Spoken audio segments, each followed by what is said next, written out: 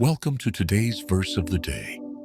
Today's passage takes us from humanity's united defiance at Babel to the introduction of Abram's family line. In these verses, we witness human pride challenging God's will, God's decisive intervention, and the beginning of the story that will shape the rest of Scripture.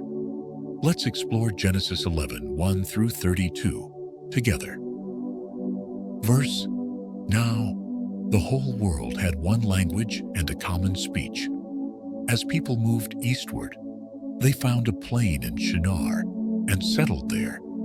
They said to each other, "Come, let's make bricks now and bake them thoroughly. Let's build ourselves a city with a tower that reaches to the heavens so that we may make a name for ourselves. Otherwise, we will be scattered over the face of the whole earth."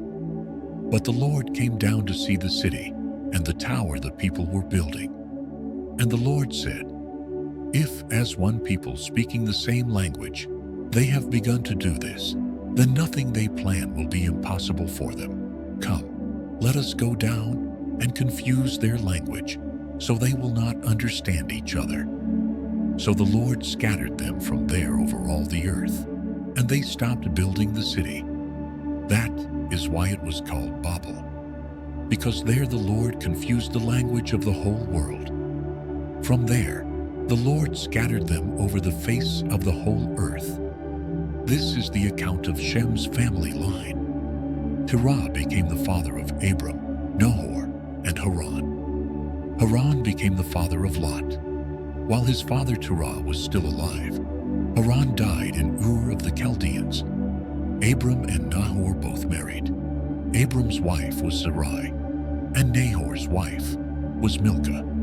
Terah took his son Abram, his grandson Lot, and his daughter-in-law Sarai, and together they set out from Ur of the Chaldeans to go to Canaan. But when they came to Haran, they settled there.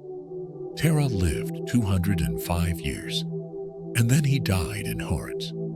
The Tower of Babel reveals how quickly humanity drifts from worshiping God to seeking its own glory. The people's desire to make a name for themselves was not about honoring God. It was about replacing Him. God's response was both judgment and mercy.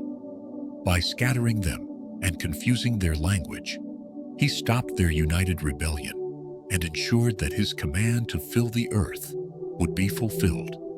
Even when humanity resists, God's purposes prevail. The chapter then shifts from the story of all humanity to the story of one family, Abram's. This transition sets the stage for God's plan of redemption to unfold through a covenant that will bless all nations. Pride will always build towers. Faith will always build altars. Ask yourself, am I working to make my name great? Or am I living to make God's name known? When God disrupts our plans, it's often to realign them with His will. The scattering at Babel was not the end. It was a necessary step for God's greater story to move forward. Take time today to surrender any tower you may be building for yourself. Trust that God's interruptions are invitations to step into His higher purpose. Thank you for joining me today.